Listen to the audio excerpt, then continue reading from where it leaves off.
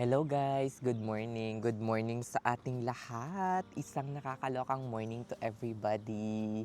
Ayan, kakatapos ko lang mag-breakfast. It's already 11 o'clock. 11 o'clock na guys. Kakatapos ko lang mag-breakfast at mag-coffee dito. Hi, 9:30 or 10 o'clock na kasi ako nagising. Pagod na pagod. Ayan, sa nag-comment pala doon sa previous vlog ko, next time po apartment tour, old and new apartment naman. Ayan, yeah.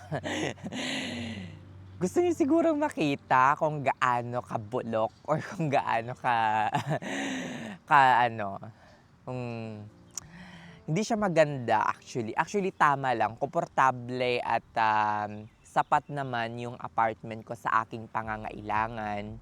Um, Hindi siya gaanong kagarbo. Isa siyang one bedroom apartment na merong kitchen, merong, lababo, may sink, may dining area. Hindi naman dining area, malapit lang yung table ko doon sa kitchen, tapos merong living area, gano'n. Siguro nasa 500 or 600 square meters, ganyan. Mas malaki yung mga nakita ko sa Houston, Texas na nagkakahalaga lang siya ng 1,000 or 1,100, mga ganyan. Pero ngayon, I'm actively looking and searching for an apartment in Houston, Texas. 'Di ba? Hopefully makalipat tayo kasi guys, tingnan niyo, napadalhan na ako ng notice. Dito kasi sa Amerika guys, kapag lilipat kayo ng apartment, ay papadalhan nila kayo kapag nagsabi na kayo na hindi na kayo magre-renew, papadalhan nila kayo ng notice to vacate. At ang notice to vacate na yon ay kailangan ninyong masubmit 60 days prior sa scheduled ninyong paglipat or 60 days prior mag-end yung inyong contract kung end of contract kayo sa inyong apartment. So, nag-submit na ako ng notice to vacate 60 days prior to that. So, bago nun, meron pa kayong chance na mag-cancel. Okay?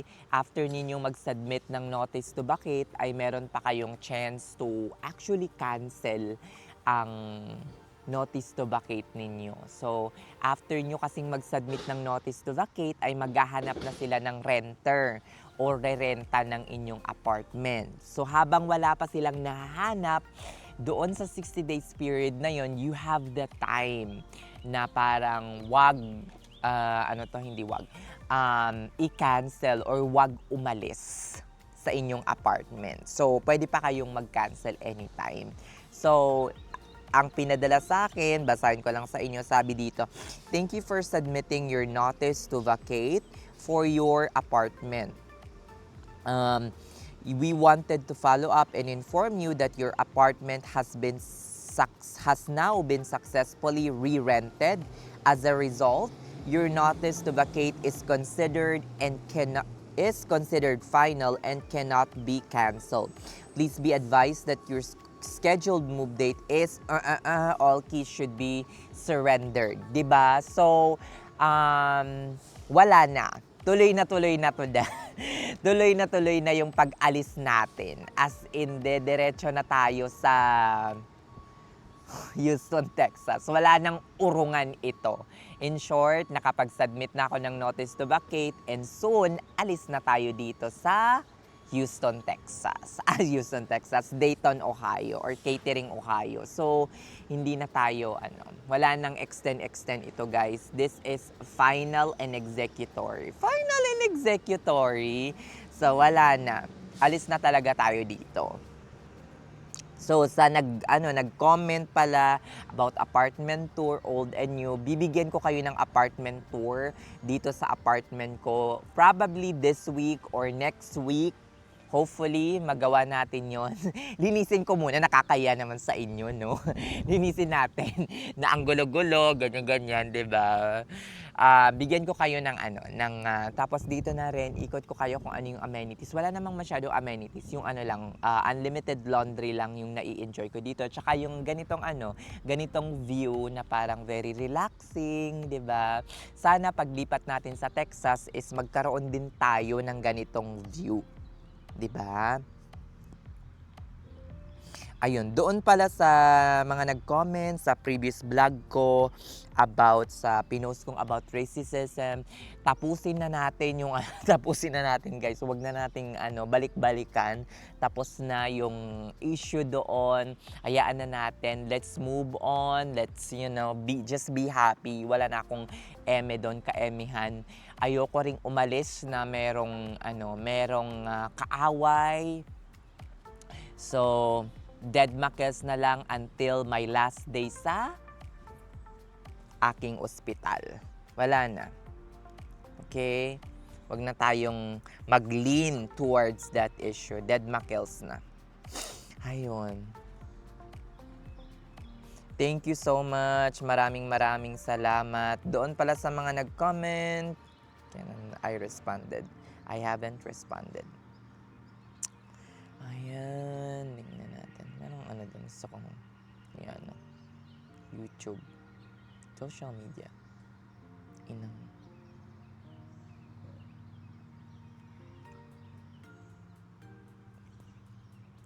Guys, doon pala sa nag-PM sa akin na parang, anong tawag dito? Bisaya, Diyos ko Lord. Basahin ko sa inyo para Shelak, siguro ay ako, Bisaya, Diyos ko Lord. Doon sa aking page. Guys, please, hindi ako masyadong active sa aking, alam ko meron akong page na nurse scan, hindi ko siya masyadong ginagamit or hindi ako active doon. So, bihira din ako makaka-reply sa inyo. Please don't message me sa aking page kasi sometimes hindi ko na yun ino-open. So, kung meron kayong mga message doon, mali-left behind lang at hindi ko lang kayo masasagot. If you want to direct message me, you can direct message me at Kanmasarik, Khan, and then my last name, Masarik. That is my personal Facebook account. So, hindi siya let's see. Eto, Sir Bisaya. Nag-watch ako sa imo YouTube videos. Kadtong timeline nimo. Pwede ko mag-ask kung kanusan ana month na current imo PD kay nakahisgot ka nga imo PD is April 2023. Ang aking PD is February 28, when nag-wonder nga ako una imo. Yes, ang PD ko is 2023 ng April. Gish. Shalak. Hindi 2023. Diyos ko Lord. Yeah, January of 2023 ata ako nakarating dito. I'm so sorry sa confusion. January 2023 ako nakarating dito. April of 2022 yung aking PD. Tapos nag-move agad yon kasi current yung priority date. Sorry sa confusion.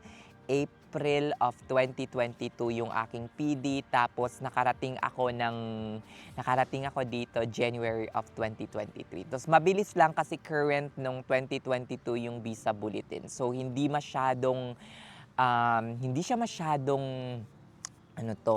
mabagal or matagal yung inantay ko. So, around siguro September or October, meron na akong visa packet. At nung January 2023 ay lumipad na ako papunta dito saan ba ako lumipad? Atlanta yung aking port of entry, guys. Ayan, shalak.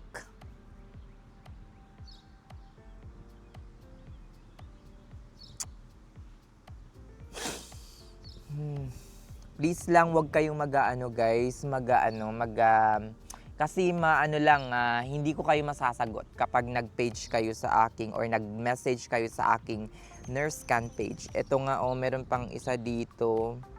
Ang tagal na nito. Asawa ko yung... Hindi ko na-replyan. Nung March pa, May 23 po ang priority. Medyo palapit na ng palapit. Guys, hindi ko kayo mare-replyan. Kapag nag-ano kayo, please message me or DM me, direct message me sa aking personal Facebook account, which is nasabi ko nga, Can Masarik.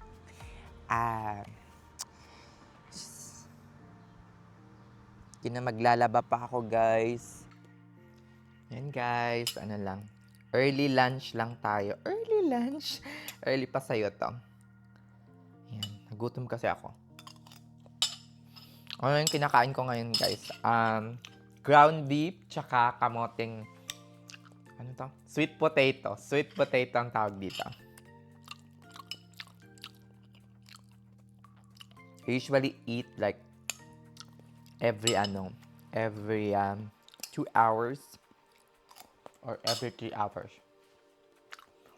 Pero maunti-unti. Hindi yung parang isang bagsakan na kain. Ang tawag sa amin nito ang, ano ba yung tawag? Panggi bakon. Panggi bakon yung tawag dito sa Holo. Nabili ko to sa Kroger. Okay naman, medyo, hindi naman siya masyadong sweet. Nasa mga $6 or $7 ata yung bili ko dito. Ilan ba? Yung piraso. Malalaki na siya. Mga 7 or 8 na piraso. Mga ganyan. Mga tagwa $1 isa. Lord, yung isang tumpok sa amin, mga lang, 50 or 100 pesos lang or $2 lang. Pero dito, just Lord, 7. Magkano ba yung $8? Yung mga 500 pesos. Yan. Matcha latte. Ininit ko lang yung gatas na nabili ko sa Kroger and then nilagyan ko ng konting matcha and then lagyan ko ng stevia. Dati, guys, hindi ako parang bumili ako ng matcha sa Costco. Hindi ko siya nagustuhan. Kasi sabi ko, sobrang pait. Yun pala, mali yung ginagawa ko. Sabi ng friend ko, hindi. Konti lang yung ilalagay mo. Hindi mo lalagyan ng mga 2 takal. Ano yan, kape? Sabi ko, talagang papait yan kung lalagyan ng mga 2 kutsara. Konti lang kasi yan, parang parang green tea or parang leaves ata yung matcha. Tapos yun, ilagay ko lang konti tapos isang basong gatas na ininit ko. Masarap naman siya, nilagyan ko ng stevia pampatamis. Sarap. Kasi nagtataka ako dun sa sa clubhouse ng kaibigan ko na parang sabi ko, ang sarap naman ng matcha dito. Diyos ko, Lord. Pero yung matcha na nabili ko, ang pait-pait, sobra. Yun pala, sobra yung dami ng matcha na nilalagay ko. Mga 2 kutsara. Sherlock! Sabi niya, ano yan, kape? Nakakaloka. Ayan.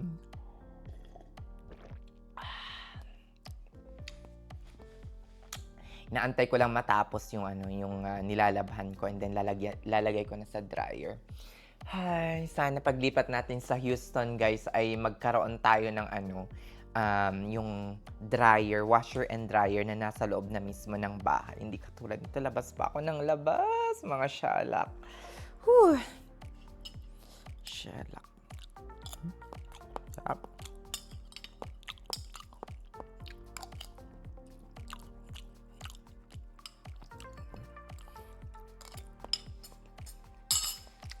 Nagtanong pala kung ida-drive ko ba daw yung kotse ko papuntang Texas. Imposible. Diyos ko, Lord, ang layo noon, 19 hours. 19 to 20 hours. Continuous driving. Papatayin nyo ba ako? 1 or 2 hours nga, naboboard na ako eh. 2 hours of driving nga, parang hilong-hilong na ako sa loob ng sasakyan. Diyos ko, Lord, ang itatagal ko lang mga hanggang 1 oras. So kung 1 or 2 hours lang per day yun, ano yun, aabutin ako ng 10 araw bago ako makarating ng Texas. Pahinga, pahinga, pahinga. Anak ko, Diyos ko Lord, wag na. Nakahanap ako ng ano, ng reliable naman siya ng shipping company. It is around less than $1,000 yung ano, yung bayad papuntang Houston, Texas. Yung iba nga papuntang California na is around mga 1,400, 1,300 lang or minsan $1,000 lang. So, yun na. Kasi ganun din yung gastos, yung pagod ko sa kaka-drive, yung ano ko. Diyos Lord, napagandaan ko na to, wag na kayong etsyosera. Papaship yung sasakyan kasi ready na si Nurse Can. Charis. Diyos ko Lord! Guys, hindi ko ida-drive. Nakakapagod ng sobra-sobra. Siguro abutin ako ng mga 2 to 3 days bago makarating ng Texas at baka pagdating ko ng Texas ay ngarag na ako. Hindi mababayaran ng pera yung pagod ko, guys. Kung nai-enjoy yung mag-drive at mag-joyride, siguro yon. Pero for me, para sa akin, hindi ko siya nai-enjoy. Charis. Kung minsan naman, okay naman. Na-enjoy ko namang mag-drive. Plus, hindi pa ako masyadong maalam or yung parang expert na mag-drive sa freeway. O siya, sige na. Shelak. Kunin ko muna yung aking mga labahin.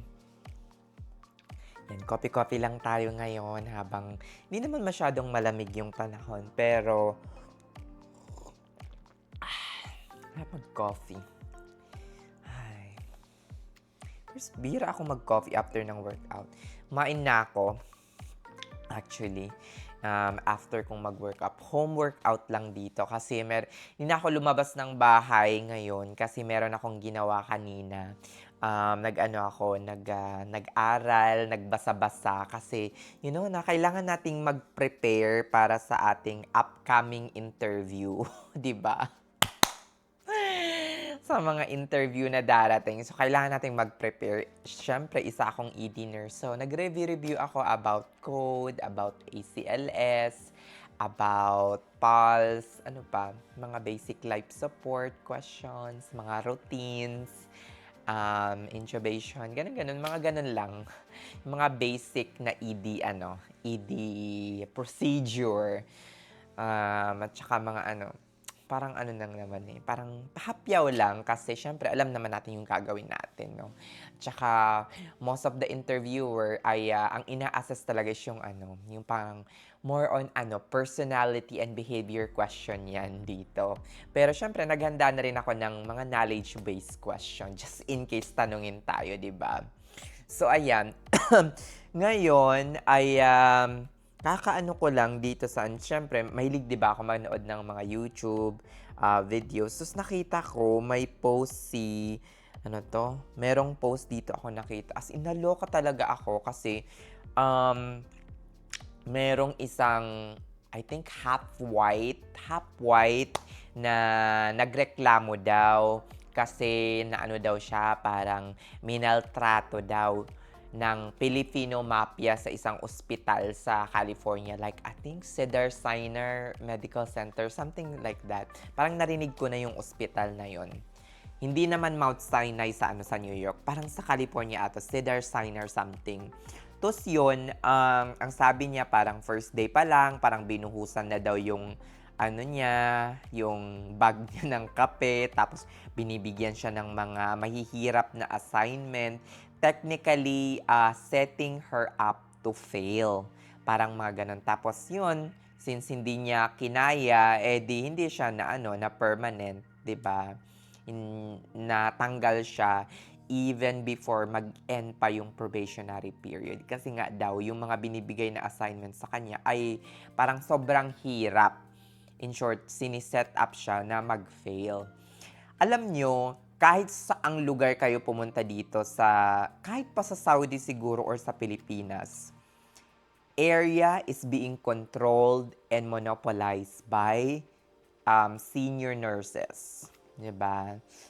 Nakadepende na lang kung paano kayo magre-react, kung paano kayo makikibagay sa mga senior nurses na yon, at kung tinotolerate ba or grabe na yung pambubuli, kung tinotolerate ba ng management.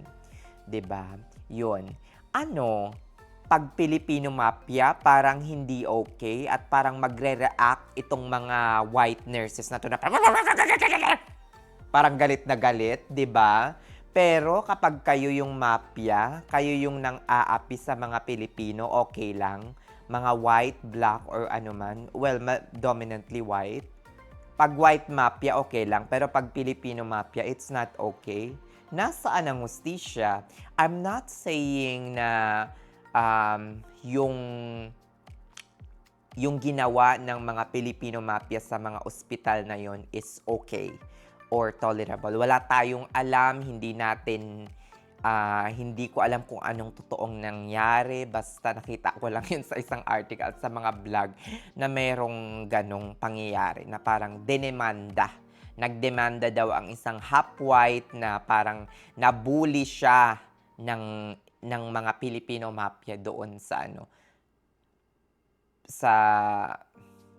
ano ba to? East or West? Parang West Coast ata, West ba? Yes, parang West Coast ata yung mga Los Angeles, mga ganyan. So, karamihan kasi ng mga nasa California, predominantly Filipino nurses ang nagdo-dominant doon. How about naman dito sa East Coast, 'di ba? Lalo na dito sa may bandang gitna ng East Coast. Sa New York, madaming Pilipino, pero bandang gitna ng East Coast na kayong nagdo-dominant na na mga puti. Pikit mata na lang, 'di ba? Wala nang demanda-demanda or okay lang, 'di ba? Okay lang pag kayo yung nagmafia. Pero pag mga Pilipino ang mafia, halos magsigawan kayong lahat. Yung totoo, guys. Sherlock. 'Di ba? So, tatag na lang ng loob dito, guys. Kaya pumili talaga kayo ng ospital na maganda yung review, maganda yung please, bago pa kayo mag-apply sa isang ospital, make sure na maganda yung kalalagyan ninyo or maganda yung mga Filipino community doon sa loob. Kasi itong mga ganito, whether Filipino mafia or white mafia, meron talagang ganito. Kahit saan, guys, meron talaga. So, just make sure na hindi sobra at hindi siya tinotolerate ng management. At saka guys, pag hindi na kaya, pagplanuhan yung pag-alis, pagplanuhan ninyo talagang umalis ng ospital na yan. Okay? Huwag magpapadalos-dalos, sabi ko nga, 'di ba? Kapag kunyari, nakapag-desisyon na kayo ngayon o hindi ngayon, aalis kayo agad-agad. Give yourself time like 6 to 8 months. Kagaya ko, for example, nakapag-desisyon ako na aalis ako last year pa ng mga bandang November or October. Pero ngayon pa lang ako aalis ng August. This has been a very long plan. Yung parang binigyan ko na yung ultimatum ko either July or August. Mga ganyan. Sabi ko, July, alis na. Goodbye na. Sherlock! Diba? So, sabi ko, alis na talaga ako. Pero hindi ako nagpadalos-dalos. Pinaghandaan ko ng maayos itong pag-alis ko, di ba? Yung parang, goodbye, Sherlock.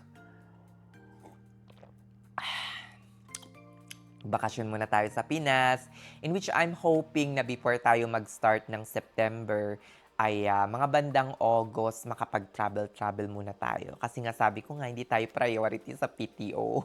di ba? Shalak. Sarap magkape. So, yun nga.